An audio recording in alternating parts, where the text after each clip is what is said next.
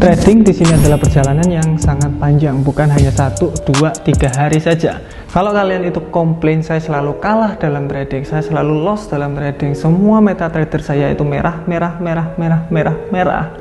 It is what it is. Jadi kita juga tidak bisa memprediksi market 100%. Market mau kemana ya terserah mereka. Kita hanya mengambil beberapa persen dari pergerakan tersebut. Kita nggak bisa tuh memprediksi kayak 100% di market langsung dia naik otomatis. Ya tidak. Kemungkinan kita juga salah. Ya kita namanya manusia. Kalau semuanya untung ya langsung semua orang di dunia ini langsung kaya mendadak.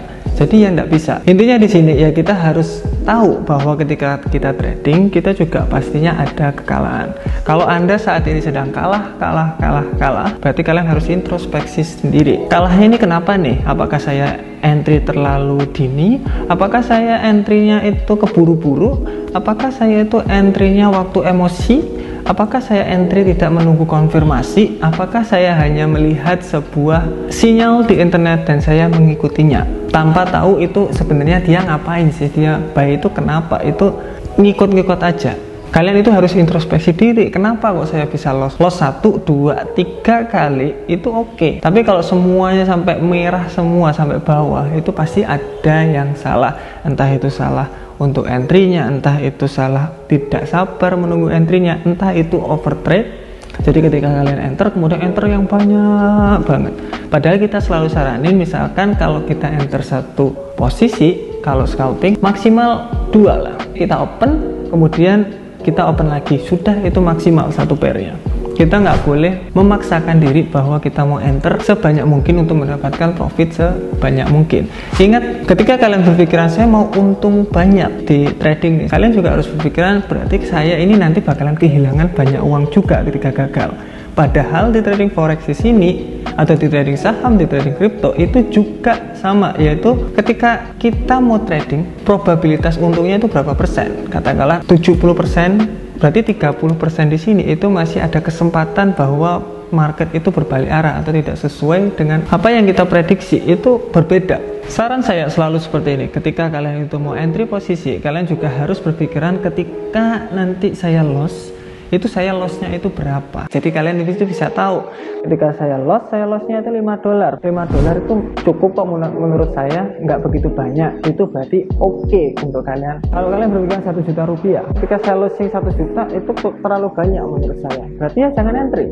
Di sini trading itu kalian harus tahu resiko yang kalian terapkan, resiko yang kalian taruh itu berapa. Kalau kalian nggak tahu, itu mau gimana mau berdagang, resikonya berapa, untungnya berapa, kalian nggak tahu. Pokoknya ngikuti market aja lah. Nanti kalau dia ditarik ke atas berarti saya dapat banyak, kalau tarik ke bawah berarti saya dapat sedikit. Ya nggak begitu, kalian harus tahu resikonya itu berapa. Ketika saya loss kira-kira $10 lah saya loss, kalau lebih dari itu saya nggak bisa. Nah seperti itu terus menerus secara konsisten kalau bisa. Jangan terlalu menggebu-gebu menjadi orang.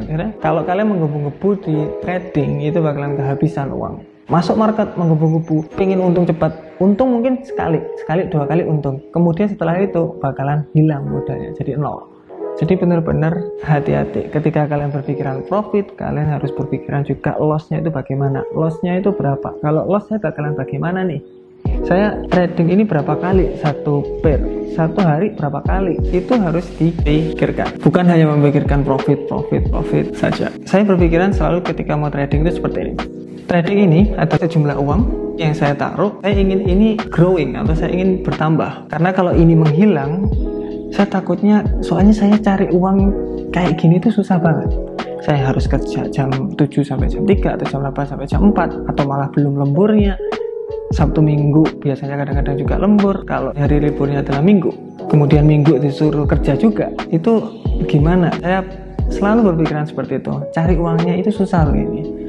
Kalau saya masuk ke market dengan resiko yang amburadul, resiko yang besar banget, nanti ini gimana nih? Saya harus kerja kayak gini lagi untuk cari uang yang kayak gini lagi. Itu susah banget loh. Mending saya pelan-pelan aja dah. Katakanlah modal 10 juta, saya dapat 1 juta per bulan, saya sudah seneng kok. Atau saya dapat 500.000 sebulan sudah oke kok, emang modal saya kecil. Nah kayak gitu, itu adalah mindset yang benar. Kita harus hati-hati dengan apa yang kita punya, nggak tiba-tiba datang langsung hilang. Oke, saya mau di sini, semua all in. Itu kayak jadinya gambling. Jadi hati-hati, bedain gambling sama bisnis. Kalau di bisnis retail, contoh kalian mau jualan sesuatu, kalian tidak melihat di sini tuh pasarnya gimana, ada orangnya enggak. Contoh kalian mau jualan sepatu, tetapi kalian itu jualan di sawah, di tengah sawah yang enggak ada orangnya. Itu namanya gambling. Itu sama seperti trading. Kalau kalian trading, tiba-tiba kalian, ya udah, pokoknya saya mau entry, saya mau ikut sinyal ini, saya nggak tahu resikonya berapa, itu sama aja, namanya gambling. Jadi pastiin kalian itu harus fokus sama berapa resiko yang kalian maksimal bisa terima, trading plan-nya seperti apa, trading sistemnya seperti apa, atau menggunakan moving average, parabolic SAR, atau menggunakan price action, smart money concept lah, apa Quasimodo, apalah terserah. Yang penting satu aja ditekuni, diperbagus, dan juga dikonsistenkan. Karena ingat, kalau kita ingin konsisten profitnya, berarti kita harus konsisten juga dengan caranya. Bye-bye.